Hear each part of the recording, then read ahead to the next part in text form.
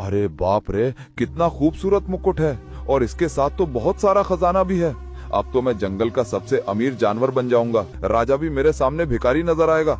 नीलू सियार बहुत तेज भाग रहा होता है, मानो जैसे जंगल में कोई अनहोनी हो गई हो, और भागकर वो राजा के पास आया।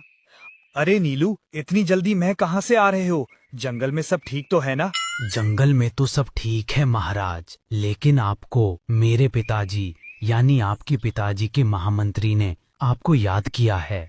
नीलू, तुम जिस तरह से यहाँ पर भागकर आए थे, उससे तो यही प्रतीत हो रहा है कि महामंत्री काका अपने अंतिम समय से गुजर रहे हैं। हाँ महाराज, मेरे पिताजी का कभी भी चिराग बुझ सकता है, इसलिए उन्होंने अपने अंतिम समय में भी आपको याद किया है, क्योंकि वो आपको कुछ विशेष बताने वाले हैं। वो कह रहे थे कि वो आपको आपके पिताजी की एक विशेष धरोहर के बारे में बताना चाहते हैं।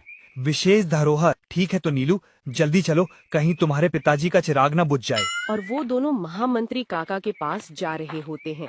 तभी उनको इतनी जल्दी में जाते हुए लक्की गधा देख लेता है।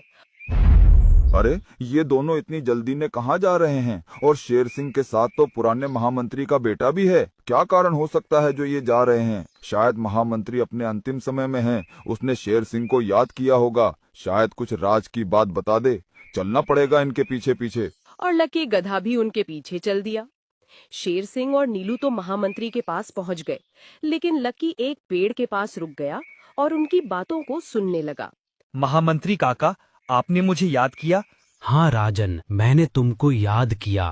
तुम तो जानते हो मैं तुम्हारे पिताजी का महामंत्री था। तुम्हारे पिताजी की तो पहले ही मृत्यु हो गई थी, तो मैं बड़े मुश्किल से राजपाट बचाकर तुमको यहाँ का राजा बनाया और तुम्हारी हिफाजत की। और बेटा, अब मेरा अंतिम समय आ गया है, इसलिए मैं तुमको एक राज की बात बताकर जाने वाला हूँ। तो अच्छा बुड्ढा, राज की बात बताने वाला है क्या?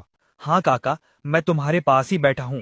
बताओ, क्या है वो राज की बात? तुम्हारे पिताजी ने और मैंने साथ मिलकर काली पहाड़ी पर हमला कर दिया था और वहाँ के राजा को हमने बंदी बना लिया था और उसको अपने राज्य में ले आए थे।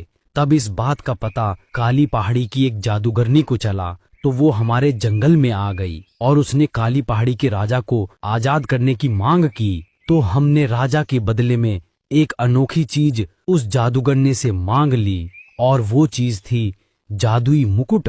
अगर कोई भी जानवर उसको पहन ले तो फिर उसको कोई नहीं हरा सकता और वो शक्तिशाली बन जाता है। वो चाहे तो सारे जंगलों को जीतकर चक्रवर्ती राजा बन सकता है। क्या कहा? चक्रवर्ती राजा? अब